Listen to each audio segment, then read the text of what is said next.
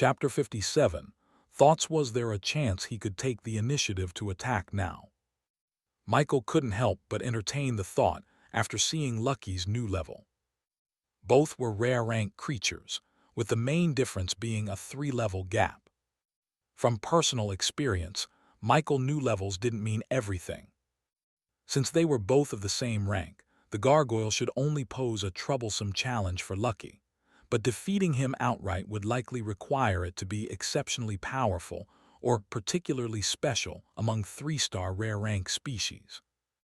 It's not impossible to act now, Michael reasoned, but there are still many factors to consider. For one, the gargoyle might not be the only monster beyond the door. If I attract another creature allied with it, Lucky could probably escape alone, but I wouldn't stand a chance. Moreover, Lucky might not necessarily be a match for the gargoyle yet. Taking the initiative would mean sacrificing the time I need to prepare, and right now, preparation is my biggest advantage. Just to be safe, I should have at least 2 more undead as powerful as Lucky. That way, victory would be far more achievable, and we'd have backup for any surprises. Michael thought it over carefully and ultimately decided to wait. The risks were still too great, and dying without claiming a single reward from these ruins after so many days of effort was an outcome he would regret for years. It was better to play it safe and wait a little longer, at most 3 more days. In that time, by selling corpses to earn money for more source liquids, he might even be able to evolve more than 2 undead to Lucky's current level. In a way, Michael felt a twinge of jealousy toward his undead. Their ability to grow stronger so quickly through evolution was enviable. If he could do the same, he wouldn't just be confident about qualifying for the academy entrance exams 3 months from now. He'd be wondering if he might already be too powerful. After making his decision, Michael proceeded to check Lucky's newly updated status profile. Redthorn Wolf LV, 18. Name Lucky. Exp 059800. Rank Rare. Skills Bite, Plant Control, Poison, New. Master Michael Norman. Aside from the new race and level that had first caught his attention, the next thing Michael noticed was the experience points, which made him break into a sweat. Almost 60,000 experience points. If I were to kill goblins that give at least 45 EXP per kill, I'd need to kill at least 1,300 of them just to gain a single level. And that's just for 1 level after so many already, he thought grimly. Unless I find a place teeming with nothing but monsters to slaughter all day, leveling up at this stage isn't something that can realistically be done in a day. Thankfully, he only needed evolution points to strengthen his undead, making their progression more manageable. As for himself, Michael resolved to do what he could within his current limitations. For now, that meant entering more cracks and preparing to finally explore the land of origin. The real world had strict restrictions on hunting, though the benefit was that the monsters there were renewable. However, this didn't make leveling up any faster. Worse, since his member level wasn't high enough, he couldn't hunt stronger monsters freely in the real world. That wouldn't be an issue in the land of origin, though. Michael knew that if he specifically targeted stronger monsters and ensured Lucky or his other undead helped him land the finishing blow, the multiplier for defeating stronger creatures would significantly boost his EXP gain. This strategy gave him hope that reaching rank 2 within 3 months was still possible. Of course, if Michael could come up with this plan, other awakeners in a similar situation might think of it too. But few would have the resources to execute it. Fortunately for Michael, he had his unique talent, and he intended to make full use of it. Michael then moved on to check Lucky's skill section. At the moment, Lucky only had 2 skills: Plant Control and Poison. While the number was low, both skills were highly practical. Plant Control could be utilized in a variety of ways, and thanks to Lucky's recent evolution, the skill's mastery level had improved significantly. The range had also increased from 10 meters to 100 meters, greatly enhancing its utility. Meanwhile, poison added diversity to Lucky's attacks. However, the skill's description was somewhat vague, and Michael would need to test it out to determine the strength and effectiveness of its effects. Overall, Lucky's evolution had undoubtedly made him stronger than before. Michael couldn't quantify exactly how much stronger, but just standing near Lucky now gave him a sense of security. Shifting his focus away from Lucky, Michael turned his attention back to his talent section. Talent Infinite Evolution. Evolution points 4. Evolvable. Lucky Undead Redthorn Wolf LV. 18 insufficient evolution points, can't be evolved. Prince Undead Verdant Wolf LV. 11 insufficient evolution points, can't be evolved. Undead Forest Wolf LV. 5 sufficient evolution points can be evolved. Undead Goblin LV. 5 sufficient evolution points can be evolved. Michael looked at his accumulated evolution points and couldn't help but shake his head. I'm broke again.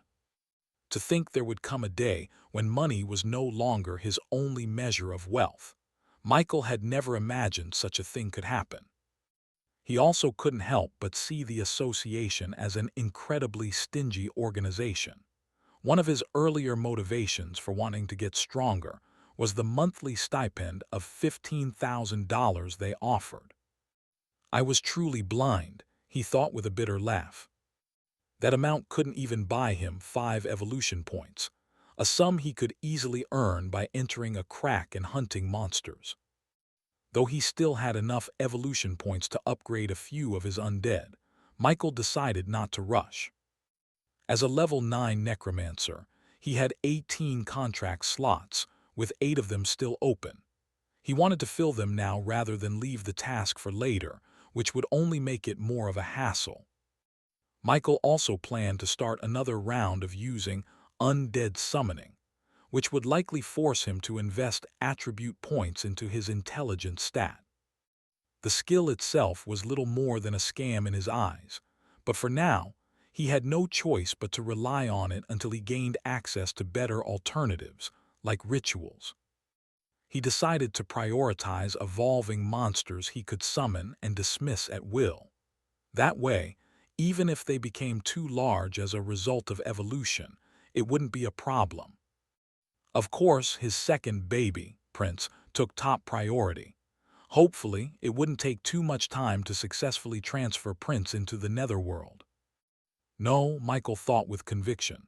He'd rather spend extra time to ensure success than having the skill fail at the end of the day.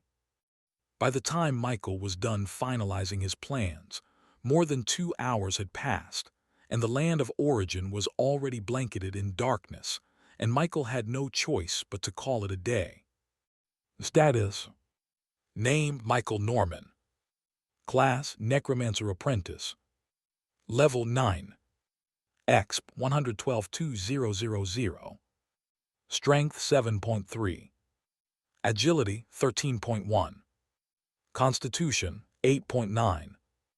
Intelligence 45-3-11-0. Attribute points 13. Skills: Undead Summoning, Undead Revival, Detect, Basic Shot, Share Senses. Talent: Infinite Evolution. Class Skill: Contract Slot 18/18. Gift: Mark of Origin. In the end, Undead Summoning did require Michael to spend some of his attribute points, though this was largely because he had used the skill multiple times on Prince. Fortunately, his efforts paid off, and Prince was successfully summoned. He also managed to bring 6 more undead into the netherworld. One of them was the third wolf that had come along with Lucky and Prince, while the others were all goblins. With that, his contract slots were now completely filled, and he had only used 12 out of the 15 corpses he'd prepared. However, he hadn't evolved any of them yet. By the end of the process, Michael was utterly exhausted. A terrible headache also assaulted him. Apparently, physical exhaustion was far better than mana exhaustion. The latter wasn't just physically taxing but also mentally draining, and Michael would argue that the mental toll was far worse. The feeling of not gaining a new skill when his intelligence reached 40 points also made his mood a little terrible, though he had expected something like this to happen. After returning to the real world, Michael didn't even bother to fight the sleep that tugged at his eyes. He simply fell asleep. Evolution Roots. Forest Wolf. Forest Wolf, common rank 1 3 stars. Verdant Wolf, rare rank 1 star species. Redthorn Wolf, rare rank 3 star species. Goblin. Goblin, common rank 1 star monster. Poison, basic mastery proficiency 7.5%. A racial ability of the Redthorn Wolf species. Poison enables the wolf to secrete a potent toxin through the thorned mane around its head. When the thorns make contact with a target, the poison spreads into their system, causing progressive weakening and damage over time.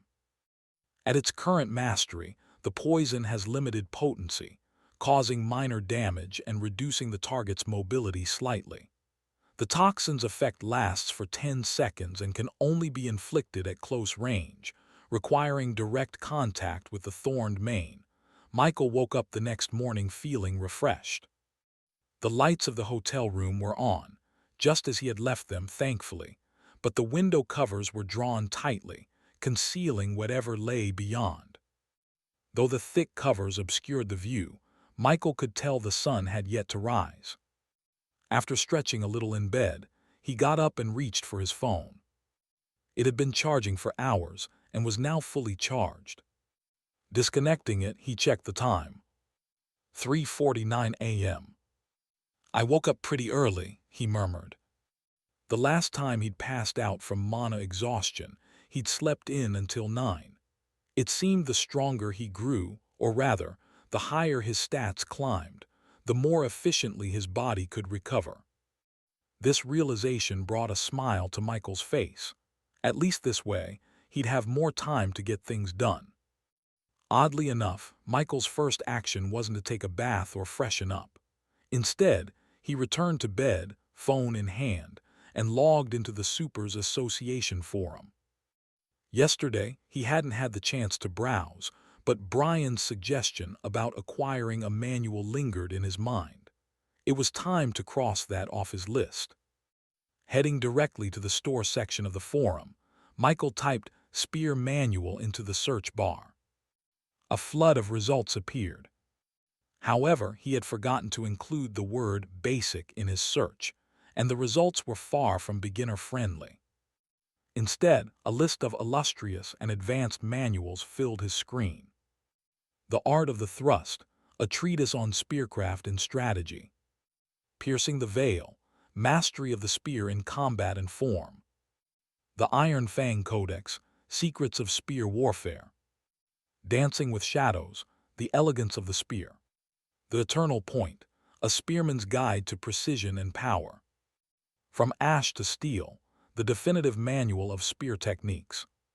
Curiosity got the better of him, and he tapped on a few to learn more about them. The Art of the Thrust, a treatise on spearcraft and strategy. Fundamentals of spear handling, thrusting, and parrying. Strategies for using the spear in formation and single combat. Lessons on adapting to different terrains and opponents. Piercing the Veil, mastery of the spear in combat and form. Advanced techniques for precision strikes and feints. Combat stances and fluid movements for offensive and defensive maneuvers. Philosophical insights into the discipline and mental focus required for mastery. The Iron Fang Codex, secrets of spear warfare. Close-quarter techniques and counters for swords and shields. Effective use of the spear in mounted combat. Maintenance and customization of spears for maximum effectiveness. After browsing through the descriptions of the first few manuals from the search results, Michael had only one thought for all of them. Really fancy. Of course, they were undoubtedly impressive. Michael could tell from their descriptions that they were also highly practical. Had he not received Brian's advice yesterday, he might have been tempted to drool over them, but he knew better now. Though these manuals were meant to teach, it was clear they were designed for people who already had some foundation in spearcraft. Michael, he had nothing. The fact that spearmanship didn't even appear in the skills section of his panel was proof enough. These types of manuals weren't for him. Instead of speeding up his training with the spear, they'd only serve to distract someone like him, who still needed to master the basics of handling one. Shaking his head, Michael redirected his focus back to the search bar. This time, he made sure to add the word basic to his query before hitting search. A new list of results popped up almost immediately. The point and the pole, beginner's guide to spearmanship. Steps of the spear, learning the first forms. Straight as an arrow, spear basics for young warriors. The Spearman's Handbook, Volume 1 Fundamentals. Hold the line, foundations of spear wall tactics. Just from the names of the manuals alone, it was clear these were meant for beginners like Michael. As he did with the fancy manuals earlier, Michael went through the details of a few top results. The point and the pole, beginner's guide to spearmanship. A straightforward manual covering basic grips, stances, thrusts, and spear maintenance. Perfect for first-time users. Steps of the spear, learning the first forms. Focuses on footwork, stability, and basic sparring techniques, with an introduction to foundational combat forms. Straight as an arrow, spear basics for young warriors. A beginner-friendly guide designed for younger or less experienced warriors, featuring simple drills and safety tips. The Spearman's Handbook, Volume 1 Fundamentals. A comprehensive look at the basics, including defensive techniques, spear anatomy, and positioning in group combat. Hold the line, foundations of spear wall tactics. Specialized for teamwork, this manual teaches the essentials of forming and maintaining effective spear walls in battle. These were the top 5 results, and aside from the last one, the first 4 seemed to overlap somewhat, though each had its own unique focus. After a moment of thought, Michael decided to buy all 5. After all, Brian had never specified how many manuals he should purchase, only that he needed something to help him with the basics of spearmanship. Besides, Michael's interest was primarily self-defense, so he'd likely focus on one manual while taking references from the others. Moments later, Michael watched as more than $5,000 disappeared from his account yet again. As expected, I can only be broke, not rich, he muttered. Even the PDF versions of the manuals were pricey. If he'd opted for physical copies, he'd probably be in debt by now. Sighing, Michael decided to start reading while it was still early. He opened the Spearman's Handbook, Volume 1, Fundamentals, as it felt more like a book he could study without requiring immediate physical practice. He had only intended to read a little, but before he knew it, morning had come. Even the thick curtains of the hotel room couldn't fully block out the sunlight streaming in. And that wasn't all. You have understood the basic essence of spearmanship and gained the skill spearmanship. Spearmanship Basic Mastery Proficiency, 2%. A fundamental skill for wielders of the spear, spearmanship improves the user's control, balance, and precision with this versatile weapon. It focuses on the physical mechanics and practical understanding of spear handling, making it easier to execute basic techniques. At its current mastery level, the skill grants increased handling. The spear feels lighter and more balanced in the user's grip, reducing fatigue during prolonged use. Steady strikes. Thrusting and sweeping motions are smoother, with a slight boost to accuracy and follow-through. Beginner's insight. Basic flaws in stance or grip are easier to recognize and correct, improving overall combat readiness. Huh, this works too. Though Michael felt he now had more knowledge about spears and how to use them, it was still just knowledge. It didn't mean he suddenly knew how to apply it. That was why the notification about gaining the spearmanship skill caught him completely by surprise. No, this should be expected, Michael murmured. He recalled reading on the forum, and even in some of his skill descriptions, that understanding a skill could influence how it was used. Looking at it from this perspective, it made sense that knowing more about something could grant one the ability to acquire a skill. However, this clearly required either a vast amount of knowledge or exceptional comprehension. Between the two, Michael could only assume he possessed great comprehension, though his grades in school would strongly disagree. In the end, he chalked it up to luck. It could also be that spearmanship was a relatively simple skill to pick up, making it easier to acquire related abilities. Michael thought back to how he had quickly gained the basic shot skill after firing a gun only a few times. Perhaps this was a similar case.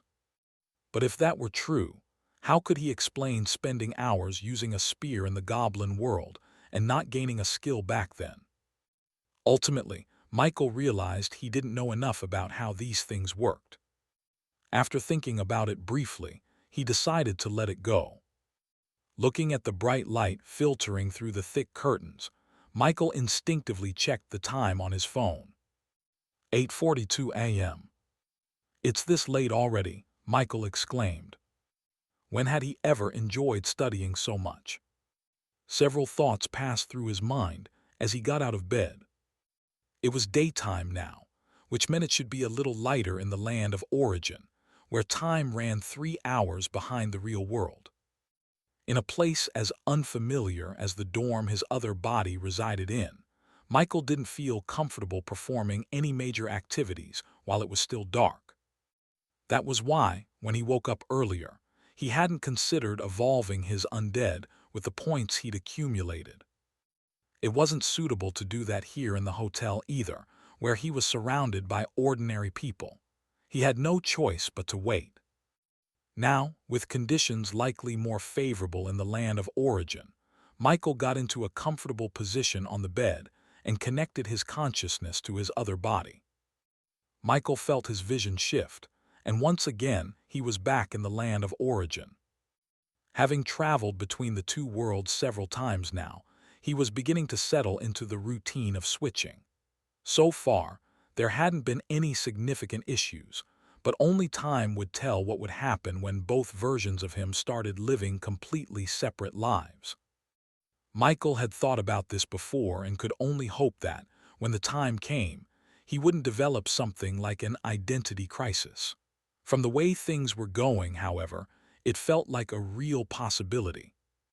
Even now, despite having barely started anything in the land of origin, he already felt a growing sense of detachment from everything.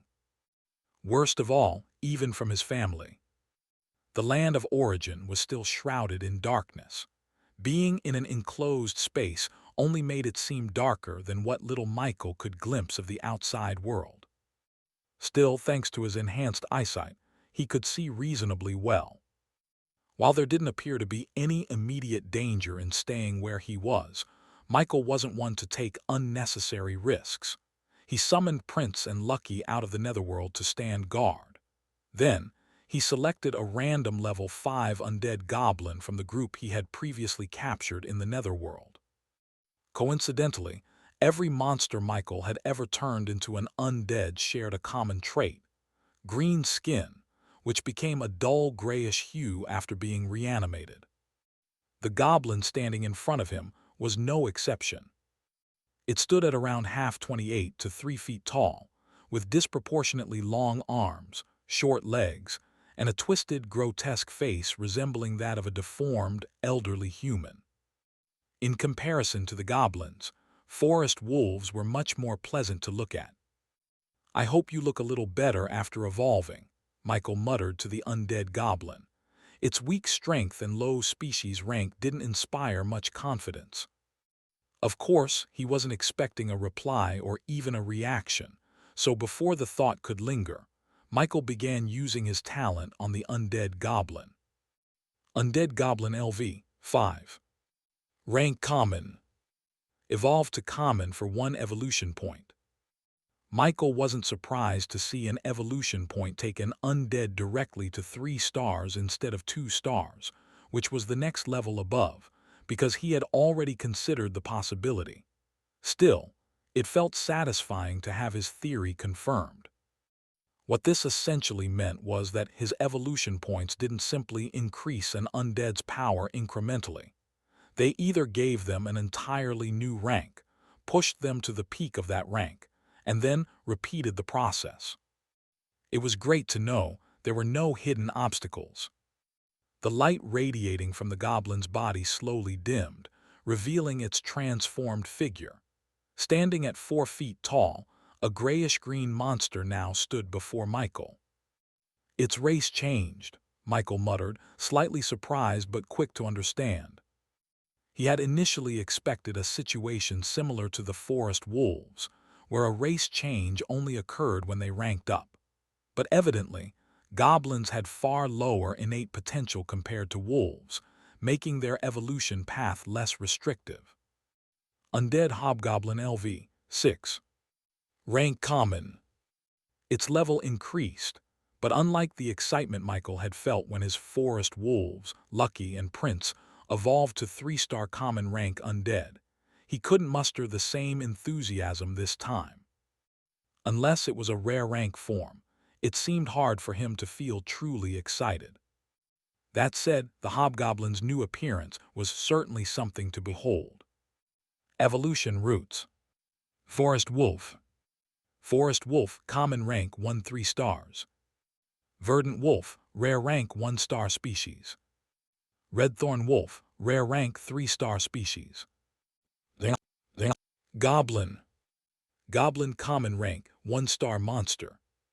Hobgoblin, common rank 3-star monster. Goblins were truly ugly, and even if they were part of Michael's undead army, that didn't mean he would deny it out of camaraderie. It wasn't to the extent that one would vomit at first sight, but they pretty much fit the image of the monsters told in stories to scare children into behaving. However, the hobgoblin was a little different. It was taller for one, resembling an early human teenager. Its previously long arms now looked proportional, and its legs, which had been abnormally short, appeared normal.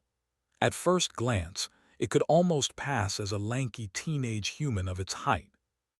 But these were just minor changes. Yes, minor changes.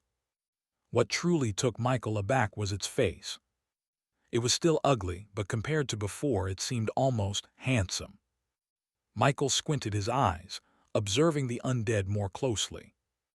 It was indeed a little handsome, but it seemed shrouded in a faint layer of ugliness. Its face now bore a closer resemblance to a human's compared to its twisted goblin form.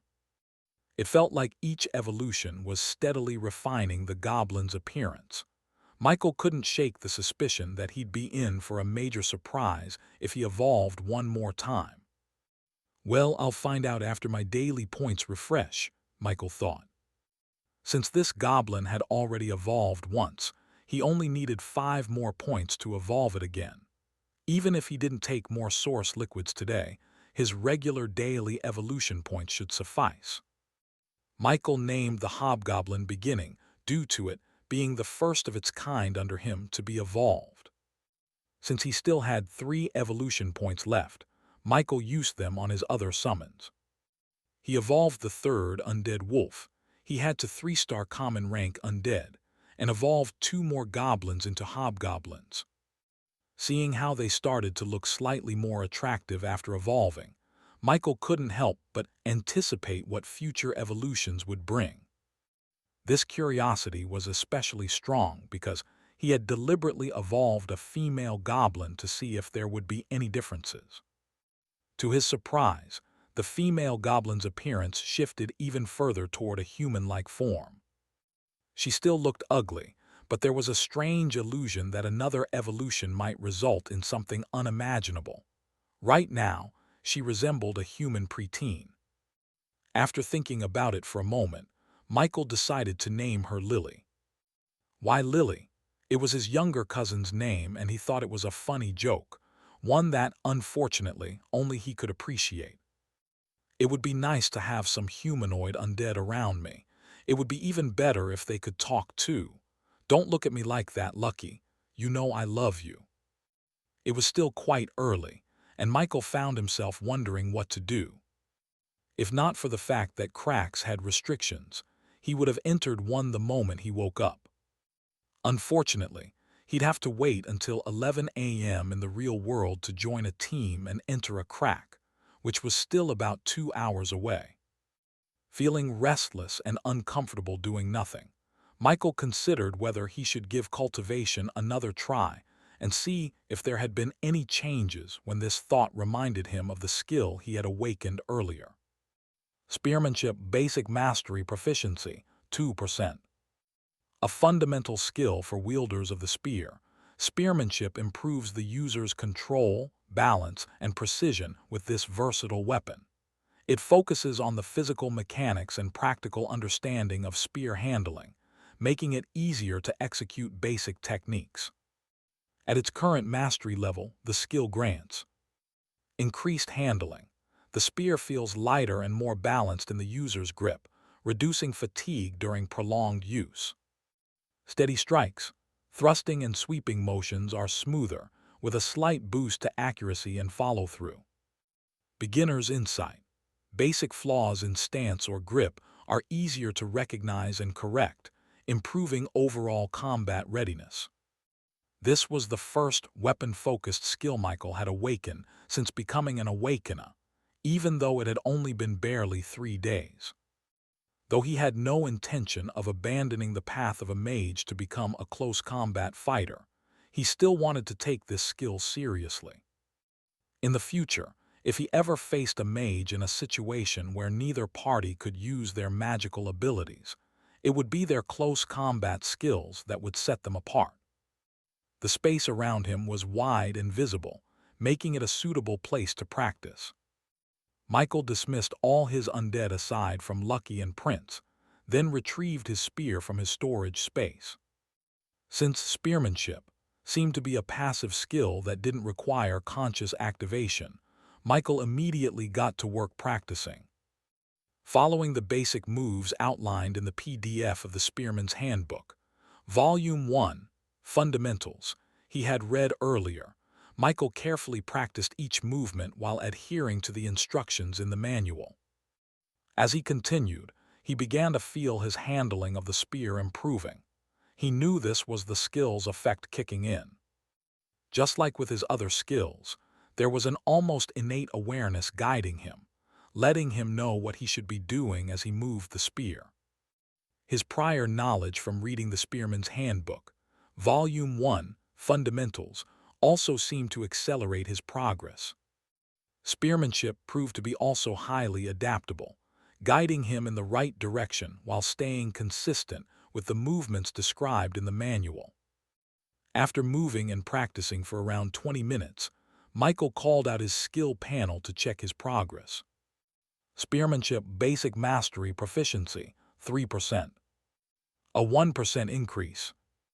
It wasn't that the amount was small, it was actually higher than he had expected. Seeing his progress in real time sparked something within Michael. Some people didn't fear hardship, they feared hardship without progress. But if those same people had a clear indicator of their success, like Michael was currently experiencing, they would only work harder. Michael was no exception. Fueled by this newfound determination, Michael gripped his spear with renewed focus and started practicing again with burning resolve. Compared to waiting around and doing nothing, this was the best way to spend his time. For the next hour, Michael did nothing in the land of origin but practice. He never knew practicing could be so enjoyable. Back in school, their physical education classes had focused on close combat tactics and fitness. This was why Michael could at least use spearmanship in the first place. But no one really loved physical education. To most, it was just a way for the school to keep them fit. Sure, there was a chance students could become cultivators or, even more rarely, awaken, professions tied to physical prowess, so the class wasn't unneeded. Yet, the class itself wasn't enjoyable. It felt more like a chore to pass, just like most other subjects, except food and nutrition. Or maybe it wasn't that the classes were boring. It was just that back then, everyone practiced for long periods without knowing if they were progressing. Most of the time, they felt stagnant. Now, however, Michael could detect even the slightest progress. The feeling of grinding a skill was beyond words. Spearmanship Basic Mastery Proficiency, 6.5%. Michael didn't know why, but it felt easier to level up this skill compared to some of his others. Perhaps it was because some of his skills were at intermediate mastery, a level higher than basic mastery, where the gap in progress felt vast. Even other skills at basic mastery, like basic shot, barely had a proficiency above 1%. Regardless of the reason, Michael was thrilled to see himself improving. After an hour and a half of training, he still felt full of energy. If anything, it seemed like the session had merely warmed him up and left him feeling great. Unfortunately, while he'd have loved to keep training and raising his proficiency, there were other things he needed to do. It should be close to 11 now, Michael thought, as he put his spear back into his storage space and moved to sit at the side of the room. He dismissed Lucky and Prince back to the netherworld and summoned his third forest wolf alongside a few other undead goblins to guard him. These goblins were ones he hadn't managed to store in the netherworld yet and had to keep in his storage space instead. For now, though he identified as a horde-type necromancer, Michael clearly favored quality over quantity most of the time, at least until he gained more evolution points to strengthen his undead and expand the netherworld's capacity. To the outside world, Michael would most likely be seen as a necromancer who valued quality over quantity, or at least, that's what people would think if they saw his undead. With his precautions set, Michael connected his consciousness back to his body in the real world. He got out of bed and stretched, feeling his body. It felt slightly uncomfortable. Having a good warm-up really does make a difference. Unfortunately, he couldn't practice in the cramped space of his hotel room, nor did he have the time. Michael took his phone and checked the time. It was currently 7 minutes after 10. Great, I still have an hour to get ready. Thanks to the receptionist's efforts yesterday, who helped him contact teams with reservations for crack exploration to see if they needed an extra teammate, Michael had managed to secure bookings for the next 2 days. His first appointment was in an hour, where he would meet the team that agreed to take him on. If everything went smoothly, they'd head straight into a crack. Michael took this seriously. He needed the money to buy items that would grant him more evolution points. He also needed to reach the max level in the unranked stage and prepare for his advancement to rank 1, bringing him closer to his ultimate goal of rank 2. Though he felt uncomfortable with how his real-world body wasn't as warmed up as his body in the land of origin, he could only ignore the sensation and get dressed. The hotel provided toothpaste, but Michael had forgotten to buy a toothbrush. He made do with the only option he had, using his finger. It was uncomfortable, and he still didn't feel like his mouth was properly clean. I need to buy mints after leaving the hotel, he reminded himself. Since he planned to stay away from home for a few days, he also needed other basic supplies like toothpaste and additional clothes. Speaking of clothes, the ones he had on hand were still the old set that Old Man Liu had given him. He'd already decided yesterday to get some new clothing before heading into a crack.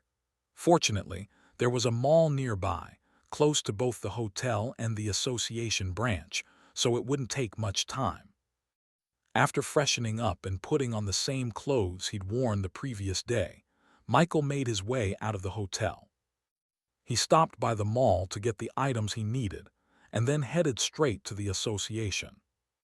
By the time he arrived at the association building, it was 2 minutes to 11. He had barely avoided being late.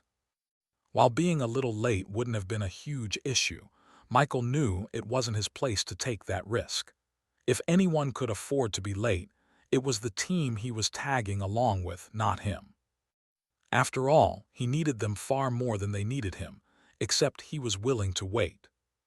Upon entering the association, Michael made his way to the familiar receptionist whose counter was currently empty. As he walked over, he couldn't help but wonder if this lady ever took a day off. He hadn't paid much attention to the other staff in the building, so he wouldn't have noticed if someone else was absent or working in shifts. However, seeing this woman at work for 3 days in a row was a different level of dedication. Back on Earth, this would be called the grind. Finally reaching her counter, Michael was just about to greet her when she turned to look at him. Mr. Norman. By now she had already memorized his name. Seems like you managed to arrive at the same time as your team, she added, her eyes lingering on something behind him. Confused, Michael turned to look over his shoulder to see who his team was, and the familiar faces behind him left him momentarily speechless. 2 girls stood behind Michael, and they were familiar. Not people he knew personally, but ones he could claim a shared connection with. Schoolmates. Yes, Michael's teammates turned out to be the 2 girls who had awakened alongside him in class, along with the genius knight, Brian Lyon. Michael didn't know the name of one of the girls, but he recognized the other, Lillian Stone. Though they'd never interacted directly, she had left an impression on him. Despite everything that had happened since then, it had only been 3 or 4 days since their awakening ceremony, and his memory of Lillian was still fresh. Why? Because during the ceremony, she was the first to be chosen and the first to awaken. If that was luck, it was a peculiar kind of luck. Even so, in all his speculation about potential teammates, Michael had never once imagined that his teammates would turn out to be his former classmates. However, after his initial surprise, Michael quickly regained his composure. He didn't know their reasons for entering a crack, but it wasn't exactly strange to encounter them. They were all members of the same association, lived in the same region, and had awakened supernatural abilities. In a way, it was inevitable that their paths would cross. It just happened a bit sooner than expected.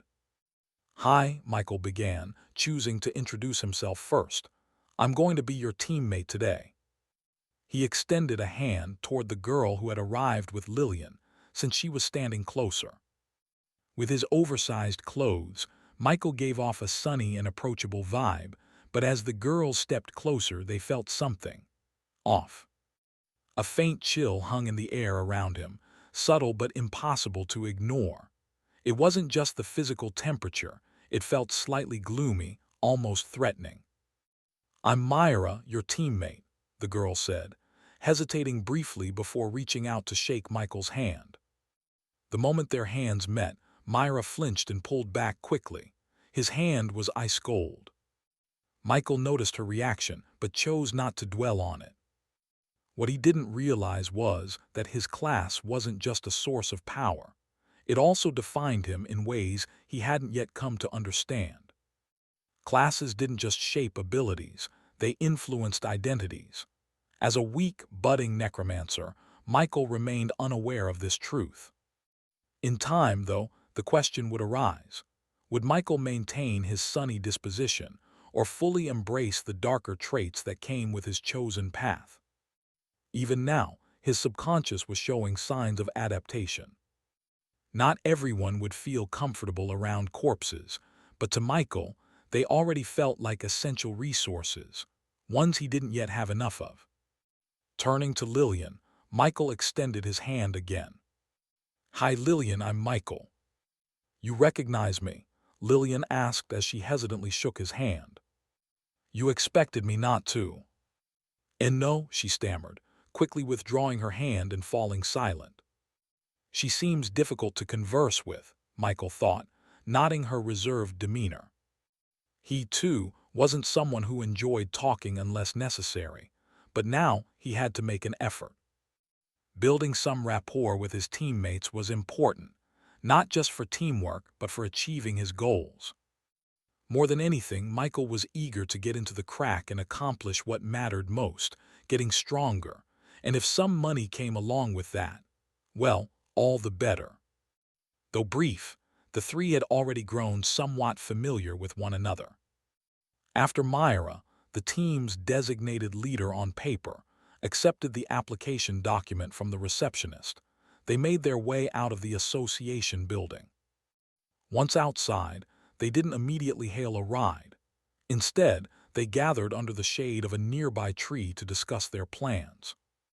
We're going to a corrupted-type crack, Ape region, Myra began. Isn't this the level 2 crack? Michael interrupted, unable to hide his surprise at the familiar name. Yesterday, when he had asked the receptionist to help him join teams with reserved crack schedules in Woodstone City, he hadn't asked for the specifics of which cracks he'd be entering. However, he was able to know their names, but it was just this. Aside from that, he knew nothing more. It was a risky decision, but Michael wasn't the type to shy away from calculated risks now. While cautious by nature, he wasn't a coward. He had confidence in his strength, or rather in the strength of his undead companions, Lucky and Prince. With the two of them by his side, Michael felt that, short of something completely overwhelming, he could handle himself. And if there was something so dangerous it could still harm him, well, that was no longer his problem. It was the world against him. Noticing his reaction, Myra frowned slightly. "Is something the matter?" she asked cautiously. QA. Myra was usually nonchalant about most things, but something about Michael kept her on edge. It wasn't something she could easily explain, but her instincts told her to stay on guard around him. Unfortunately, her feelings alone weren't a valid reason to dismiss him. Besides, Myra wasn't the type to act purely on emotion. At least Michael wasn't a complete stranger. As schoolmates, there was a faint sense of familiarity, even if they hadn't interacted much before. Interestingly, Myra and Lillian weren't initially acquaintances either. The two only got to know each other after chatting a few times in the class group chat Brian had added them to. Unlike Brian, who had started his journey near a village with access to quests and an abundance of low-level monsters to hunt in the nearby forest, Myra and Lillian had been unlucky. One of them had been transported to a barren desert, while the other found herself on a desolate, abandoned island. Both situations were miserable in their own ways, and neither provided an ideal starting point. Having struggled through their misfortunes, they decided to try hunting monsters in dimensional cracks. Yesterday had been their first attempt, and they had barely made it out alive. Since they hadn't leveled up yet, they were barely different from ordinary humans without considering their skills. Fortunately, they survived and grew stronger as a result. However, leveling up was a slow process, so they decided to tackle a level 2 crack instead. They were lucky to secure it, as the team scheduled to go this morning had postponed their plans. However, a level 2 crack was a bit too much for them now. Realizing they needed more support, they decided to reach out to Brian for help. However, just as they were making plans to contact him, Myra received a call from the association asking if her team needed another member. As the registered leader of their group, Myra accepted, reasoning that whoever joined couldn't possibly be worse off than they were. To be honest, Myra hadn't been too thrilled about the idea of working with Brian again. Lillian felt the same. Though Brian's fame as a genius knight had painted him as a reliable ally, their interactions with him revealed something unsettling. He was overly enthusiastic, almost unnervingly so. They didn't know what it was about him, but something was differently off, Of course, Michael had no idea about the predicament of the two girls. If he knew, he might have even called them lucky. Had he not realized his initial location was within highly valuable ruins, he might have wanted to trade places with them, though perhaps not with the one stranded on an island in the middle of nowhere. But the desert, he would have gladly taken that instead. Compared to being guarded by a former rank 2 monster, a creature so powerful that even strong rank 1 awakeners would struggle against it, being in the desert was clearly the better option. As Michael noticed Myra turning her attention toward him, he calmly addressed her. "I was just a little surprised by the location of the crack we're heading to, that's all," he said evenly. "I thought it would be level 1 at most." Myra nodded, her expression unchanging. She didn't seem suspicious of Michael's response. Level 1 cracks are a great place to level up, but they're too weak. The space a corrupted dimensional crack can hold is small, so rather than waste time hunting monsters like goblins, even forest wolves, we could do the same in level 2 cracks. The numbers are about the same, but they provide more experience points, more money, and generally better rewards. Michael nodded at her reasoning. As long as the monster rank was low, monsters of this level could still be found in abundance. This was especially true for corrupted cracks. If Michael had access to numerous level 2 or even level 1 cracks, leveling up would be the least of his concerns for a while. Unfortunately, only the Federation and perhaps a few powerful individuals could monopolize cracks. Michael also picked up something in Myra's tone. It sounded like she, too, was in a hurry to level up. He couldn't help but feel her urgency might also have something to do with the academy. However, while he was curious, he decided it wasn't his business to ask. "Are we taking transportation to carry our loot?" Michael asked, shifting the conversation. Compared to Myra's motives, his thoughts were preoccupied with costs. "There's no end need. I can keep it in my location in the land of origin," Lillian stammered, answering in her usual timid manner. Michael nodded in reply, but couldn't ignore the thought running through his mind. "Tusk, am I becoming so money-hungry that I can't even afford to give basic trust anymore?" Once they clarified the crack location and loot storage space, Myra moved on to provide details about the crack itself. "Though level 2 creatures are technically still within the ability range of unranked awakeners, we still need to be careful," Myra explained. "If I'm not mistaken, they're likely all rank 1 creatures. However, their rank can't exceed common, otherwise, it would have been classified as at least a level 3 crack instead of level 2. She paused, her gaze shifting to Michael before continuing. "From the corrupted crack's name, Ape Region, it's easy to guess what kind of monsters we'll be facing. And just like the Goblin World," Myra trailed off, studying Michael's reaction. "I don't know if you've been there, but it's also a forest-type terrain." Michael met her gaze unfazed. "I've been to the Goblin World, yesterday in fact." "Oh," Myra raised an eyebrow. "Then, if you don't mind, could you tell me your level? I'd like to know so we can avoid any accidents." From the way Myra directly asked the question after his reply, Michael guessed this had probably been her main intention all along. "I understand," Michael said. "Level 9. Michael said honestly, seeing no reason to hide his level. However, when he noticed the astonished looks of surprise on both Lillian's and Myra's faces, he realized he might have said something remarkable. "So fast," one exclaimed. "S so strong," another added. The former was from Myra, the latter from Lillian. Michael sensed that something was off in the atmosphere. To clarify, he asked about their levels. "Level 7. Level 4. Surprisingly, Lillian was the most powerful one. "So low," Michael wanted to blurt out, but opted to keep it to himself. Still, his expression must have given him away because Myra quickly went on to explain their situation in the land of origin. Michael could only twitch his mouth in response and choose not to comment further. It seemed he wasn't the only one dealt a bad hand when it came to his initial location. As for the girls, they were astonished at Michael's speed of growth. They knew even Brian, the so-called genius knight who had managed to awaken a dual class, was currently only at level 10. Of course, his progress was hindered by the nature of dual classes, which required double the experience to level up. Even so, on the surface, Michael's performance appeared only slightly inferior to Brian's. They didn't know what Michael had done to reach his current level so quickly, but it stirred a hint of respect for him in both of them. "What's your class?" Myra inquired. "Necromancer." Myra was momentarily stunned by his reply.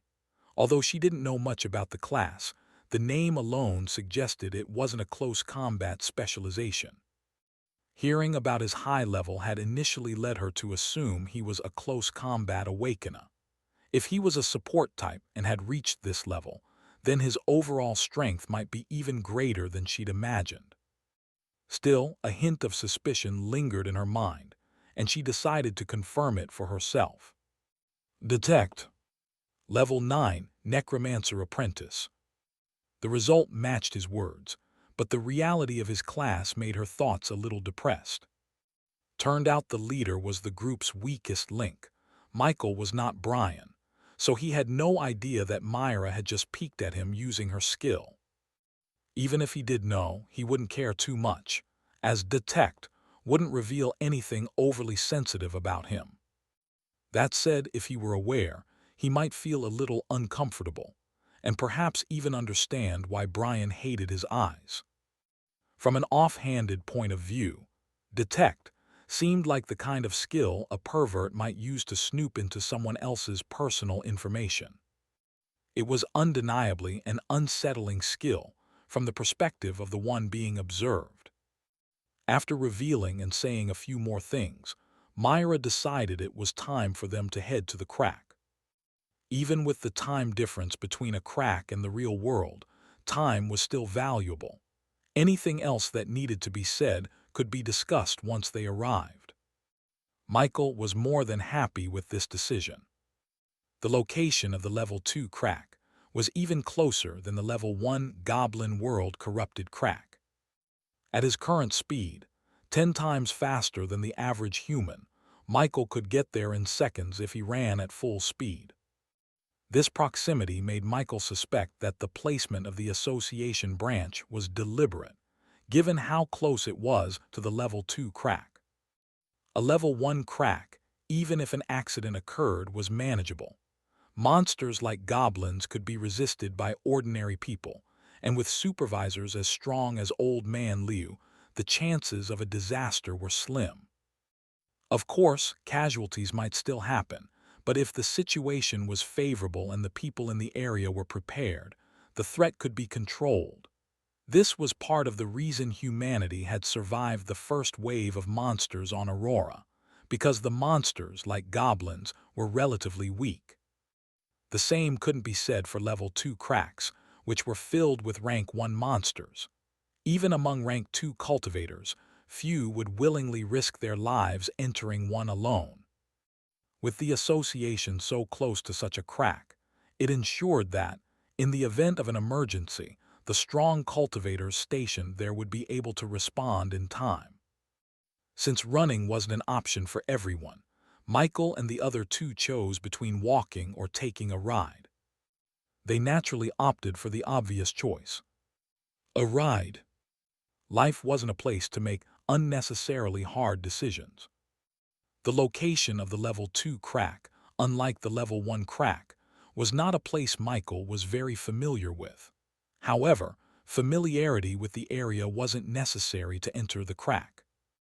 Unlike the Goblin World corrupted crack, which had hospitals nearby, the only notable feature of this area was the number 9 public school of Woodstone City. Judging by the school's number, it was clear that either the quantity of students was extremely high or the quality varied significantly. Schools ranked number 1 were comparable to private institutions with abundant resources, while number 9 had the largest student body but far fewer resources. Well, technically, a school is a pretty good place to harvest negative emotions. Forget the students, even the teachers are depressed. The location of the crack was even more absurd than Old Man Liu's pharmacy. It was in a hotel. Is this the positive balance for the crack? Michael thought, his expression turning odd as the idea crossed his mind. Of course, the crack wasn't within the hotel building itself, but inside the VIP mansion at the back.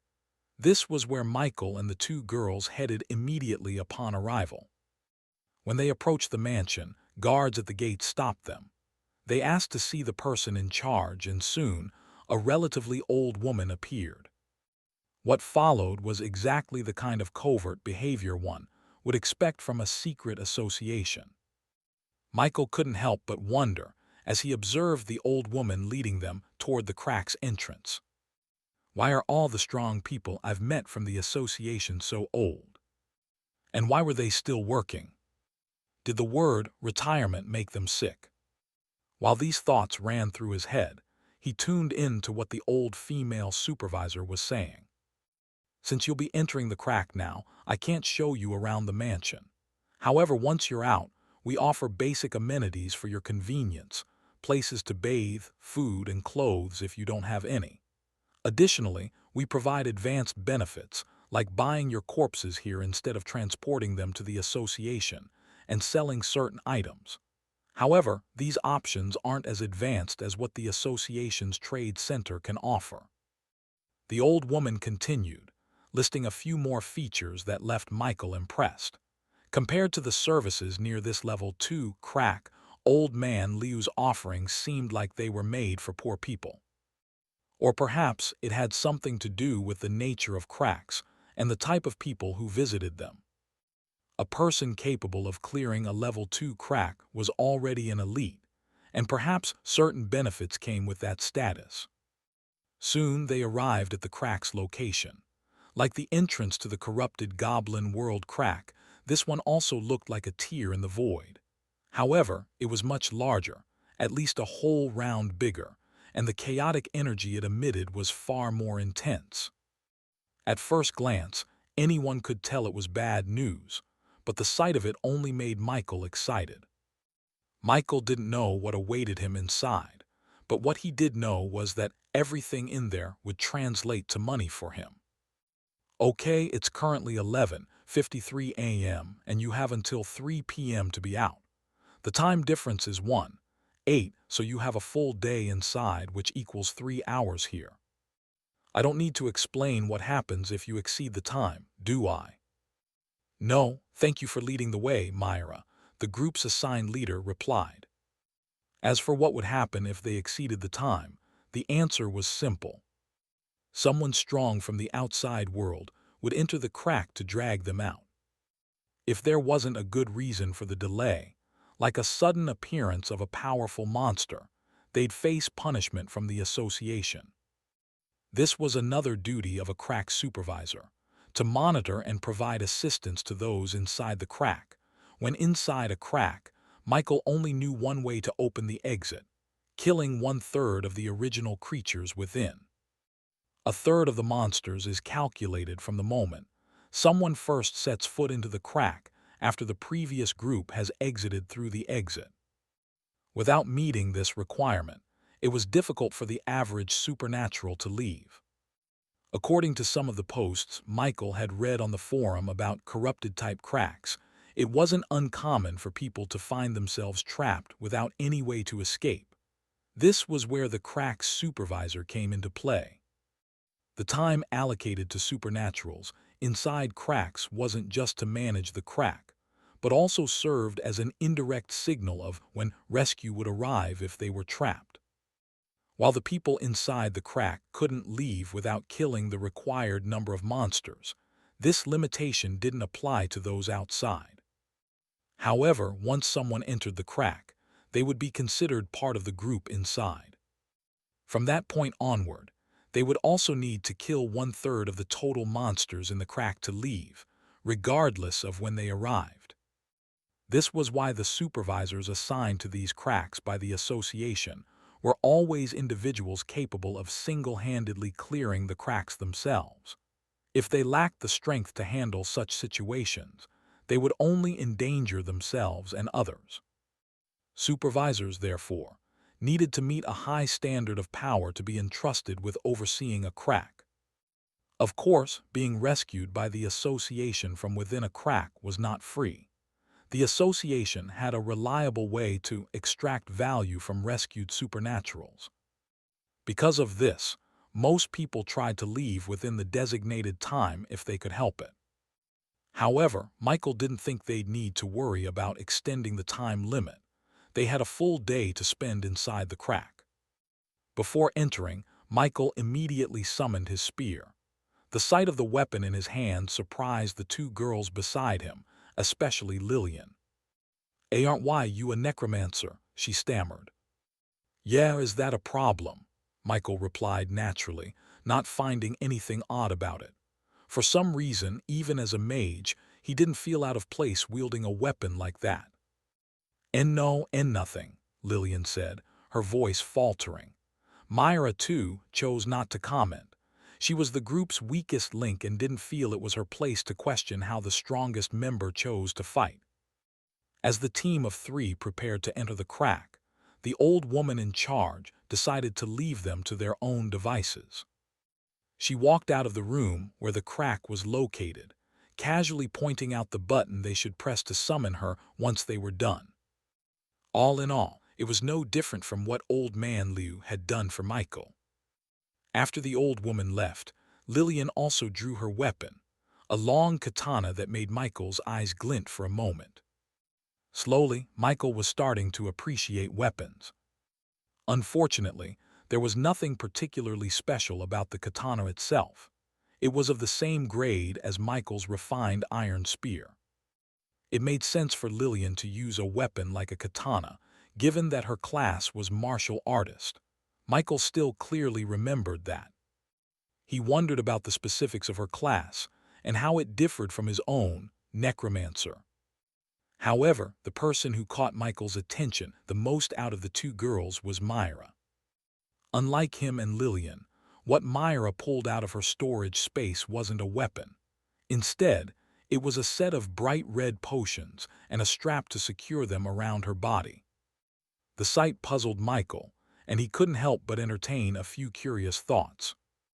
Unable to contain his curiosity, he addressed Myra just as she finished strapping the last potion onto herself. "What's your class?" Michael asked.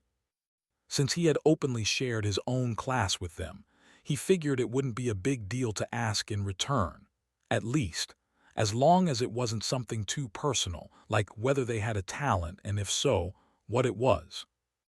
Of course, he could have just used Detect on Myra, but ever since his incident with Brian, Michael had been hesitant to use the skill on humans, reserving it mostly for monsters.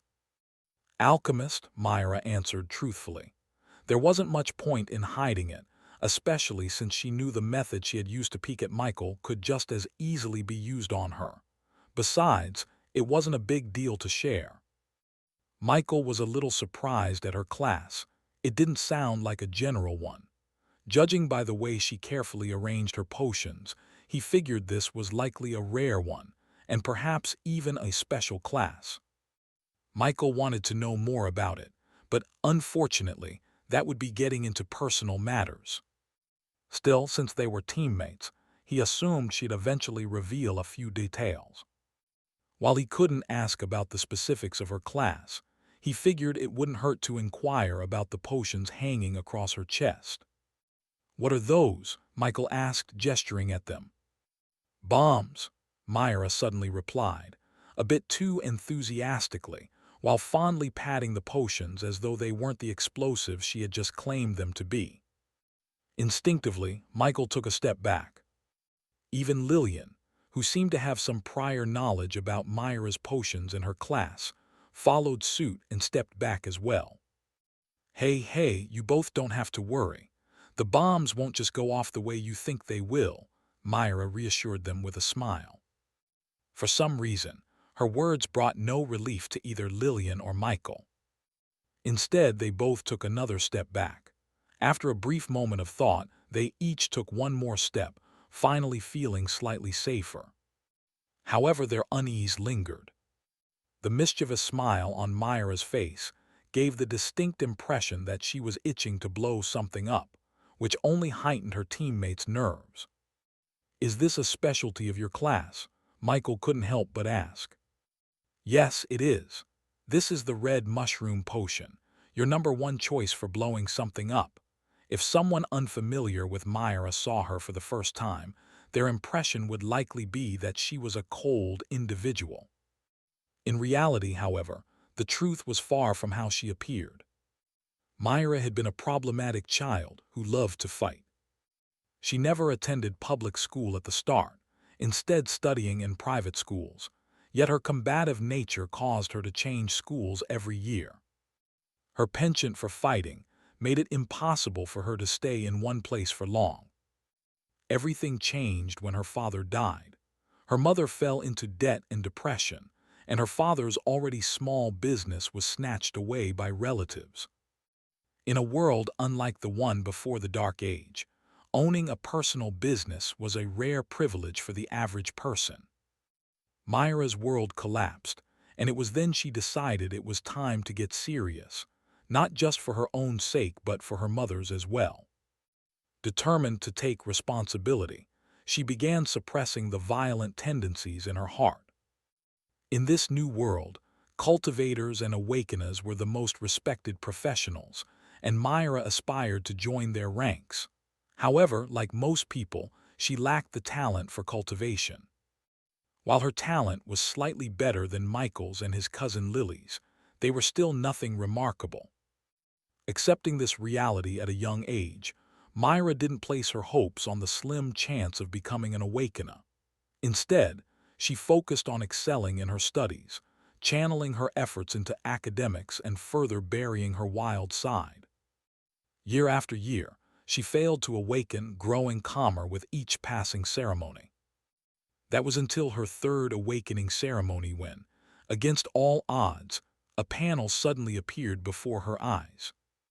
In that moment, the wildness she had buried deep within her heart began to resurface.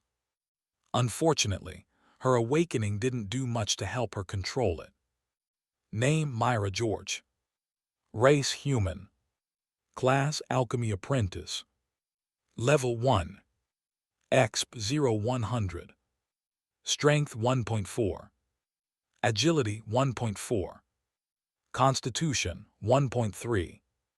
Intelligence 4.8. Attribute points 0. Skills: crafting. Talent: damage maker. Unlocked formula: unlock 1 every 5 levels. Potion: red mushroom potion. Gift: mark of origin. Myra was one of the few awakeners to possess a talent. Her talent was also quite special. If not for Brian, she wouldn't have understood what it was about. While she was suspicious of how Brian had knowledge beyond what his membership level should allow, she had no choice but to believe him after crafting the only potion she could make. As an alchemist, Myra unlocked a formula every 5 levels, and the one she awakened with was the red mushroom potion, an offensive-type potion. Thanks to the mysterious nature of awakeners, the knowledge of the formula was already in her head. However, the potion's success rate depended heavily on the mastery level of her only skill, crafting, and her understanding of the formula itself, which was even more crucial. Unfortunately, while the materials for the potion were available in the real world, even the money she got from the association wasn't enough to cover the cost of a full set of ingredients. It wasn't until her return from the corrupted goblin world crack yesterday, after annihilating all the goblins there, thanks to Lillian's brutality, awakeners are ruthless, that she was finally able to afford the materials to make some. She tested the potion on the outskirts of the city, in the mountain ranges. The resulting explosion and destruction reignited something within Myra. However, for Lillian, who had been invited to join Myra since she was an orphan living alone, the explosion startled her fragile heart. Explosion is art. For the wild girl, she had found her true love yesterday. Unfortunately, she was still too weak to unlock more formulas and too poor to create more of the one she had, leaving her hungry for both money and power. Though she wasn't certain, Myra believed that if she could gain admission to an academy, she'd gain access to more explosive formulas.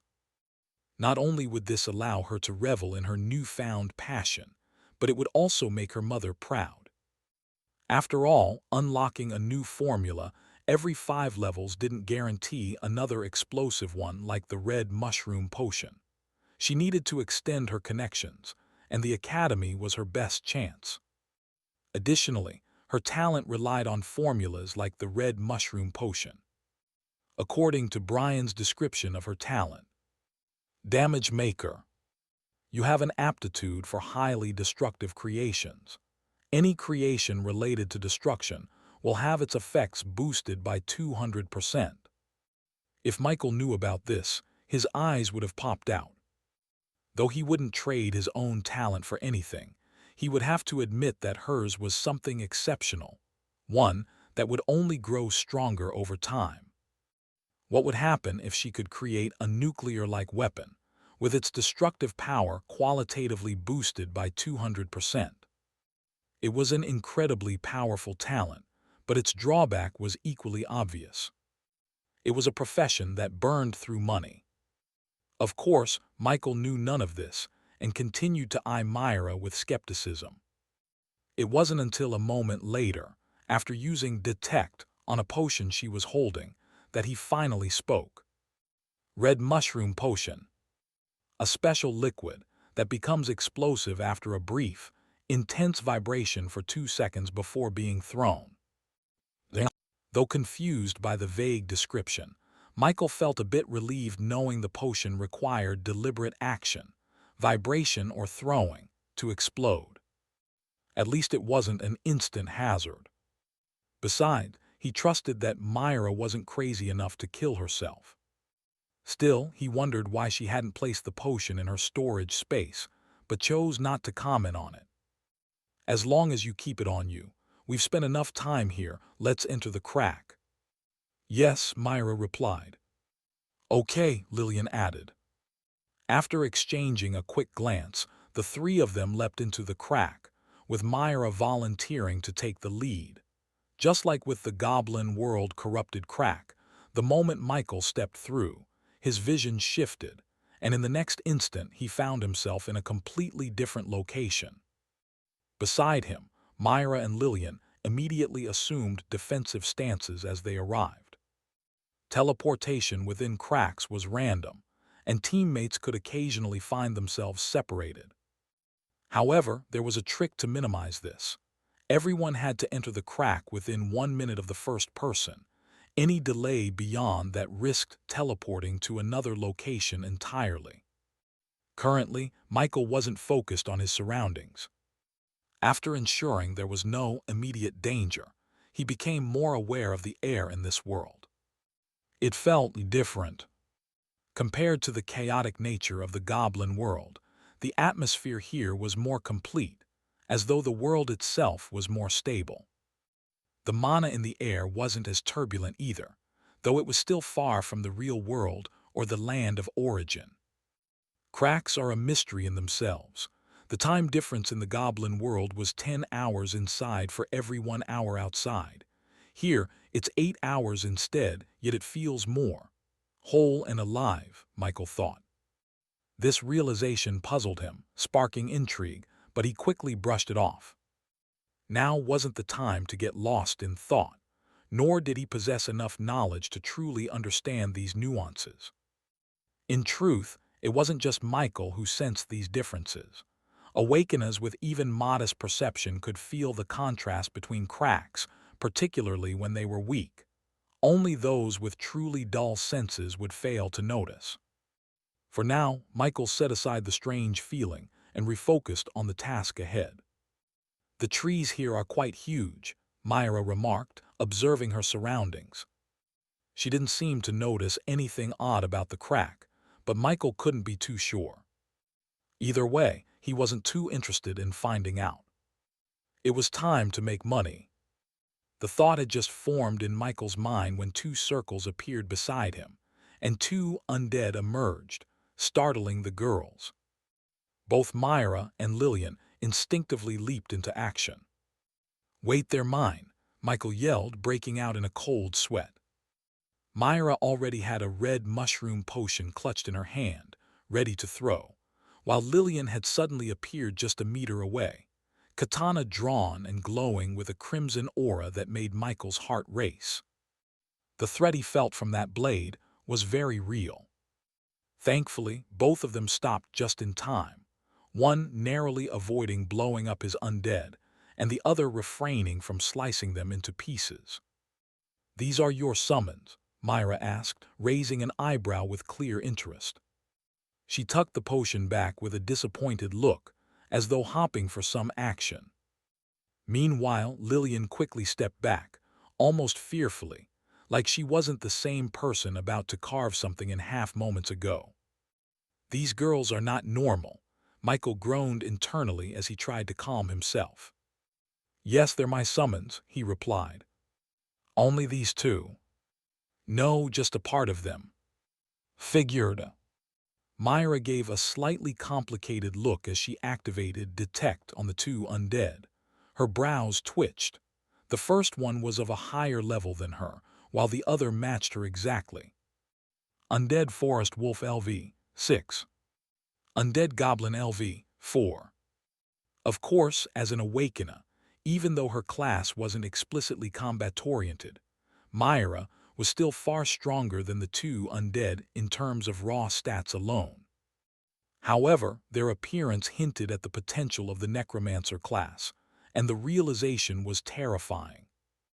Myra, though wild by nature, had spent years tempering that part of herself to focus on intelligence and achieving good grades. It had become second nature to her to seek knowledge. This habit persisted, especially after she gained access to the Super Association Forum, a treasure trove of information about the supernatural world. Compared to the ignorance of her first 18 years, she now knew much more about how this her new reality operated. Right now, Michael could only contract common rank monsters, which were far weaker than most awakeners. She has no idea. But the horrifying part was the potential for growth. As Michael got stronger, so would the rank of his undead. For most awakeners, there was only one of them. For Michael, there could be dozens, no, hundreds of powerful beings under his command. It was an intimidating concept, but Myra scoffed internally. "So what? When I get stronger, no matter how many undead he has, I'll blow them all up." She didn't feel inferior at all. In fact, her wild confidence stemmed from both her personality and her special class. Though it gave the same attribute points as general classes, its uniqueness and versatility made it far superior to some rare classes. Myra fully believed in her own potential and future. However, this confidence also led to a common flaw among intelligent people: overthinking or over-reasoning based on existing knowledge. In this case, Myra had done the latter, evaluating Michael through the lens of common sense. She didn't realize just how wrong she was, or how terrifying Michael would eventually become. For now, though, the three of them were focused on one shared goal: earning money. It was a shared problem. They were all too broke for this profession. Michael had summoned two undead from the netherworld to scout the area. He wasn't about to test his health bar against a creature that was likely rank 1, unlike the goblins in the previous crack, whose attacks he could shrug off. After explaining his plan to Myra and Lillian, Michael led the group away from their initial spot, using share senses with his undead to gain a better understanding of their surroundings. A few minutes later, the trio encountered their first monster in this crack, one of its native creatures. A black ape. Myra, did you check the price of a complete corpse for this monster? Michael whispered, his voice low but tinged with excitement, as they crouched behind a massive boulder. At this point he had withdrawn his undead back to the netherworld. He occasionally peeked around its edge to observe the towering black ape just a few meters away. The creature lay sprawled on the earthy ground, deep in slumber.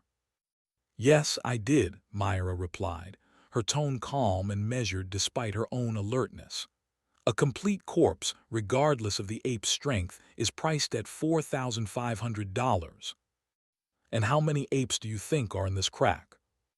"At least a few hundred, definitely more than 200. Michael quickly did the math in his head, and his breathing grew heavy as the numbers began to add up. "So, we're talking about $1 million if we wipe out every single monster, yeah?" Hearing his question, Myra turned to him with a sharp gaze, her wild instincts momentarily overshadowed by genuine concern. Excitement seemed to radiate from Michael's entire being, an energy so palpable it made her uneasy. She may be wild, but she wasn't suicidal. Taking on over 200 rank 1 monsters, even with a strong team, was an idea bordering on madness. Just as she opened her mouth to dismiss any dangerous notions Michael might have been entertaining, her breath caught in her throat. Her heart clenched tightly as she noticed something emerge beside him, a shadowy, menacing figure. Undead Verdant Wolf LV, 11. Rank Rare. A rare-ranked undead. Myra's eyes widened as she stared at the wolf. Beside her, Michael whispered something in an almost inaudible tone, his words strange and disjointed, as if spoken in a forgotten language. She couldn't quite understand what he was saying, but amidst the whispers, Myra swore she caught a phrase like, "Evolution points. They're all evolution points." Myra couldn't wrap her head around how a rank 1 creature of rare rank had suddenly appeared beside them. No, that wasn't even the real question. The real question was, how did Michael have an undead of this level in the first place? Was he cheating? Weren't they all just 3 days into being awakens at most? Was this guy secretly skipping steps while the rest of them struggled through the basics? Was bro flying too? It wasn't that Myra didn't believe Michael could have a rank 1 undead under his control. In fact, she had suspected it when he mentioned being level 9, so close to level 10, the max level of the unranked stage. However, Myra dismissed the idea because of the little time Michael had been an awakener.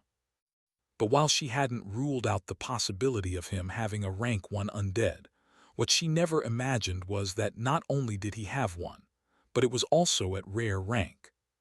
She didn't know much about necromancers or how they operated, but she understood the significance of rare-ranked creatures.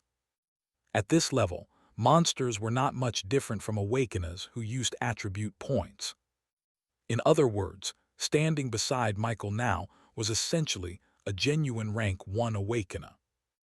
Lillian, on the other hand, shared a similar train of thought as Myra. Michael, unaware of their distress, didn't have time to worry about them. He had never considered hiding his powers. Maybe he'd keep the specifics of his talent a secret. It felt too unique and powerful, likely linked to his transmigration. But he didn't see much issue in revealing his capabilities. For one, while obtaining a rank 1 undead might seem fast, it wasn't impossible. Awakeners grew stronger quickly. If they didn't, they'd barely be more special than cultivators, so this shouldn't raise too many questions. As for the rank of his undead, that was the simplest question to answer. It was because of an opportunity. What else could anyone say to that? Wasn't the land of origin said to be full of opportunities? Could they force him to explain further? For these reasons, Michael saw no benefit in hiding his powers. Why would he deliberately make himself seem weaker, just to avoid unsettling others? Of course, there was a limit to how much he could reveal. This was why he summoned Prince instead of Lucky. Prince's existence could be rationalized, but Lucky pushed well beyond the boundaries of common sense, revealing it might even draw unwanted attention.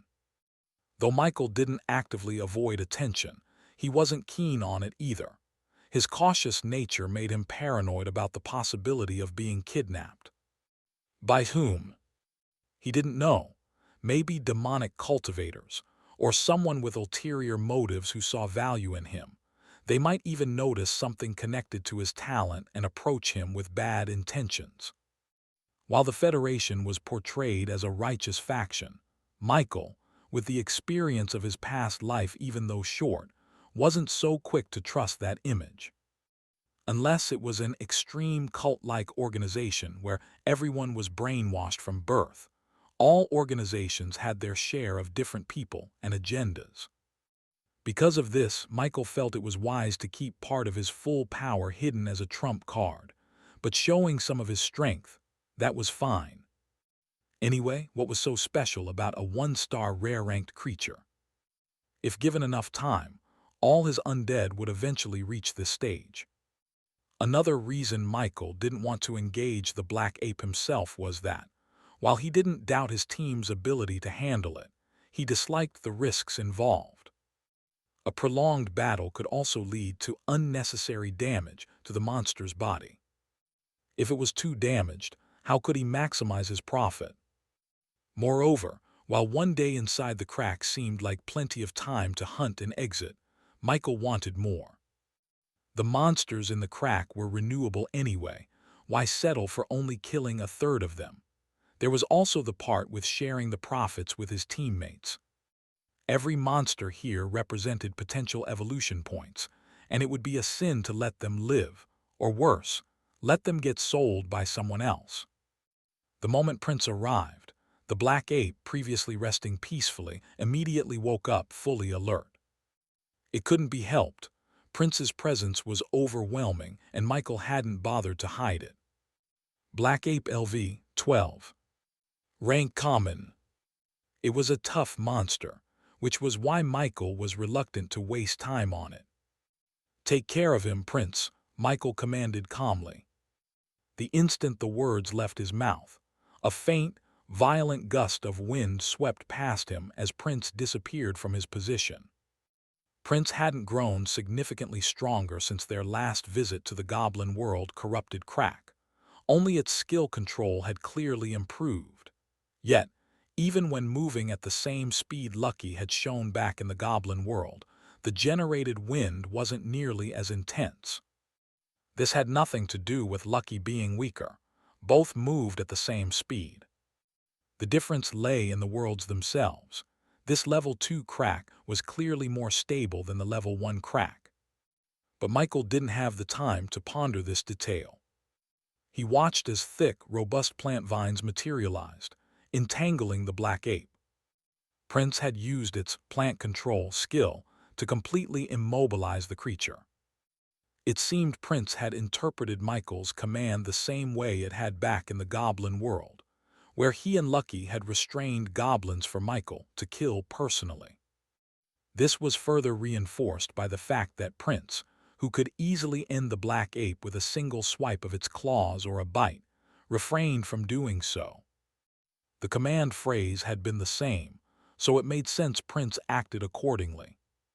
"Well, this works too," Michael muttered. "I needed to level up anyway."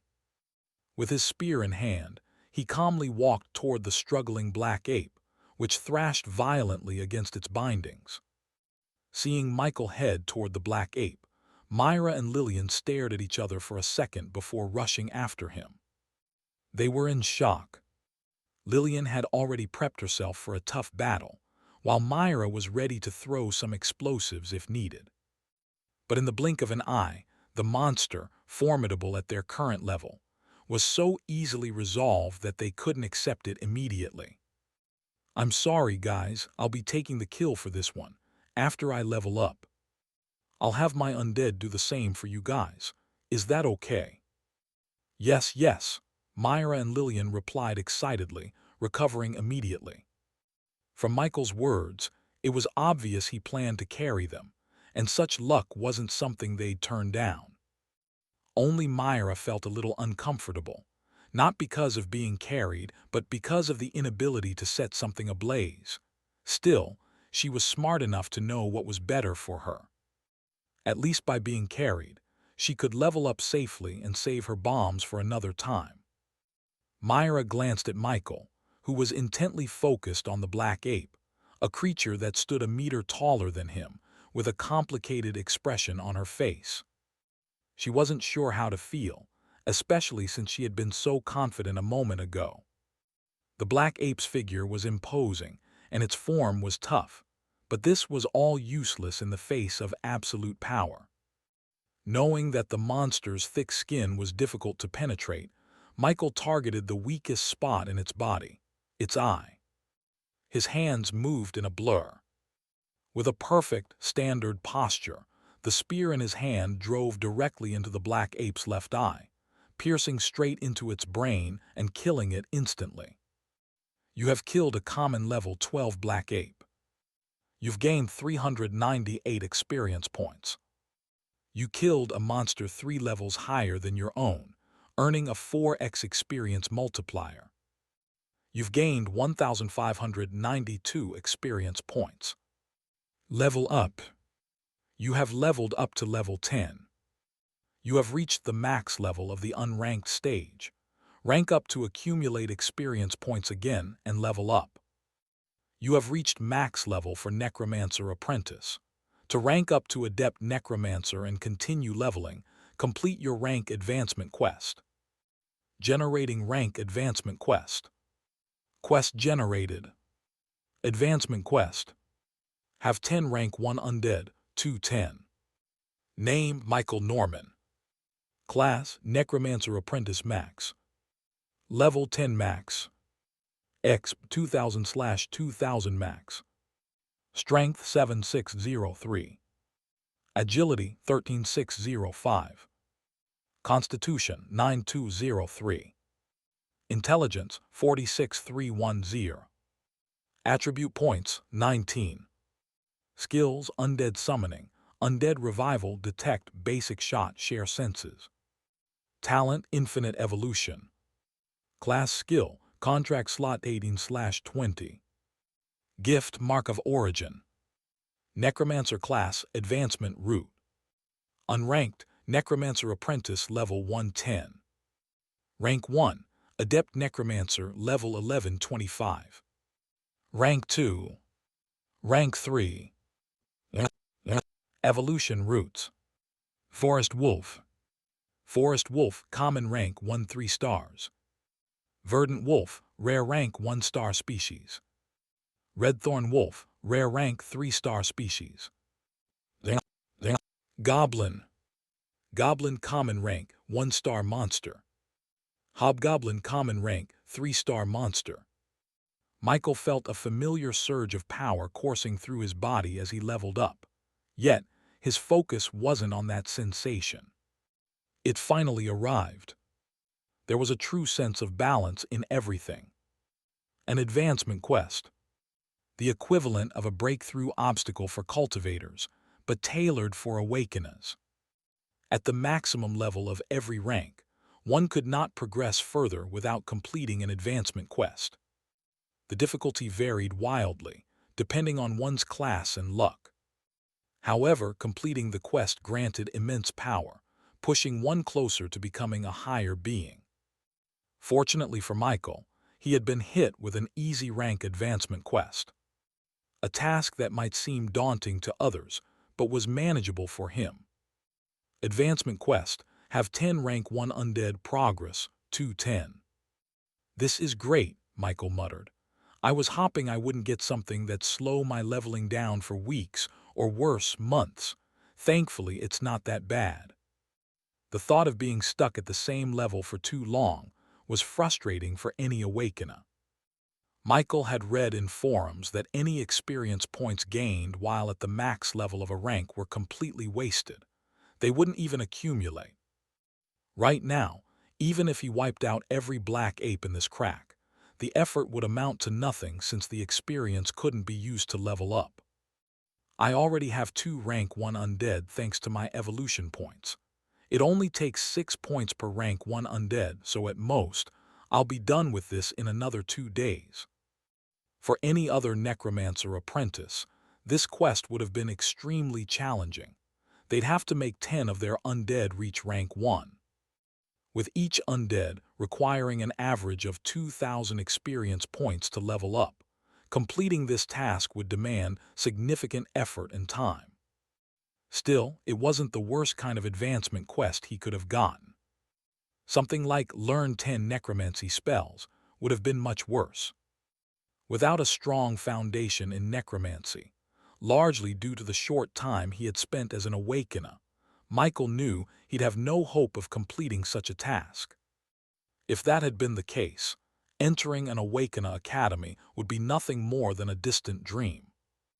It's also said that starting from the first advancement quest, subsequent ones might be follow-ups based on the description, Michael thought. Either way, this quest was perfect for him. It was like killing 2 birds with 1 stone, making it the best outcome he could have hoped for. For classes like Necromancer or Beast Tamer, it was commonly known that their minions shouldn't be more than 2 ranks above them. If they were, there was a significant risk of the creatures breaking free from their control, and in most cases, turning against their master.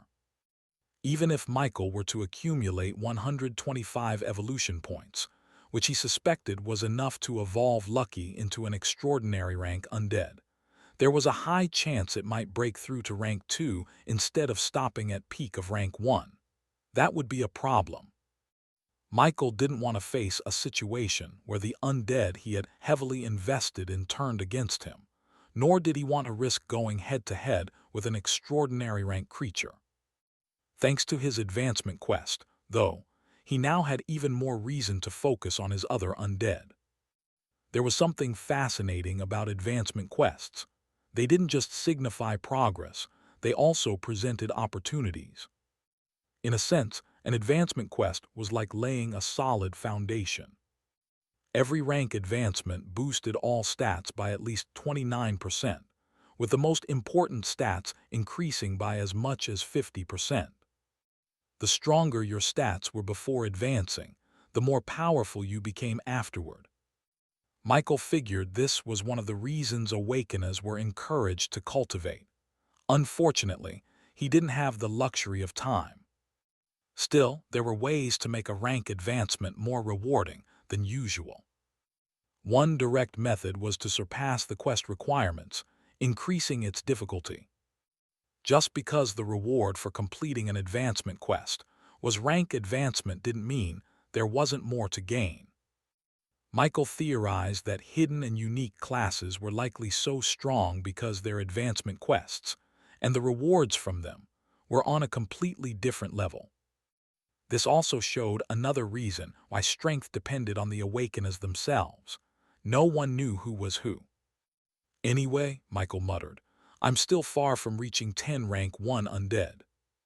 It was said that if someone exceeded the quest requirements without advancing, the quest description would change, turning into a limited-time challenge with higher rewards. Rank advancement not only brought an increase in power, but also made the Awakener gain new skills. So higher rewards than this had to be very good. Michael decided it was better to accumulate enough evolution points to complete his last 10 undead in one go after reaching the basic requirement. There were still many things to consider about his rank advancement, but for now, he had other priorities. You leveled up. Michael heard a voice beside him and turned to see Myra addressing him. Yes, I'm already at max level. "That's so amazing," Lillian stammered shyly, awe evident in her tone. Does she always have to stammer? Michael wondered, briefly speculating whether Lillian was just chronically shy. Can you store the body now? He asked, directing the question to Lillian. Why, yes, she replied immediately. Since there was someone else to handle the task, Michael didn't see a reason to make things harder for himself. Lillian quickly stored the gigantic body of the black ape. Michael spoke again, his tone taking on a commanding edge. Subconsciously, due to his strength, the team leader role had subtly shifted to him. "We only have a day here, so let's try and make the most of it," he said with a serious expression. Internally, though, he added, "And by making the most of it, I mean clearing out everything that lives in this crack." The two girls had no objections to Michael's words and followed him as they resumed their exploration. With his scouting undead leading the way, Michael quickly located the crack monsters. However, since he was already at max level, and killing them would waste experience points, he stuck to his earlier plan. He let Myra and Lillian handle the kills, ensuring the two divided the experience between themselves. Before long, after eliminating several more monsters, both girls reached max level as well. This was hardly surprising. The monsters in this crack were far stronger than those in the goblin world, which was overrun with weak goblins. For awakeners, experience points multiplied based on how much stronger the defeated monsters were compared to the awakener.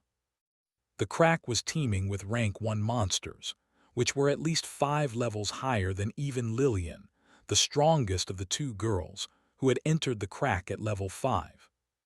Each kill practically guaranteed an instant level up. Naturally, the two reached max level in no time. Compared to Michael's calm demeanor, Myra and Lillian were overwhelmed by the rapid pace of their growth. They hadn't done much, barely anything really, and yet they'd grown significantly stronger. The feeling was dangerously addictive.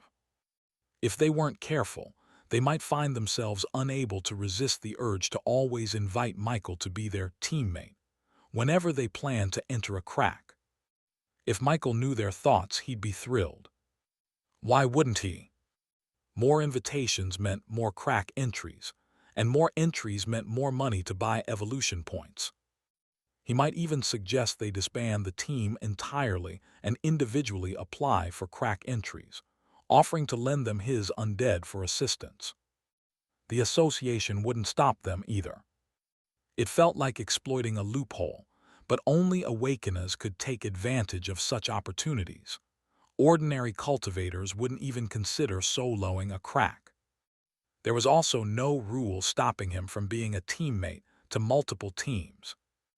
While Myra and Lillian wrestled with their conflicting feelings, Michael was fully satisfied with the speed of their advancement. Though he was somewhat curious about how other awakeners fought and their methods, he wasn't particularly interested in watching them. His focus was firmly on the countless monsters he could kill in the next 24 hours. Spending his time searching for more monsters in the crack felt far more rewarding than observing others' performances. As for what rank advancement quests Myra and Lillian received, Michael couldn't care less. With Michael leading the way and his undead scouting ahead, the group spent the next few hours efficiently hunting down dozens more black apes. Name: Michael Norman. Class: Necromancer Apprentice Max. Level 10 Max. Exp 2000/2000 Max. Strength 7.6. Agility 13.6. Constitution 9.2. Intelligence 46.3. Attribute points 19. Skills: Undead Summoning, Undead Revival, Detect, Basic Shot, Share Senses, Spearmanship. Talent: Infinite Evolution. Class: Skill, Contract Slot 18/20. Gift: Mark of Origin. Advancement Quest: Have 10 Rank 1 Undead Progress, 210.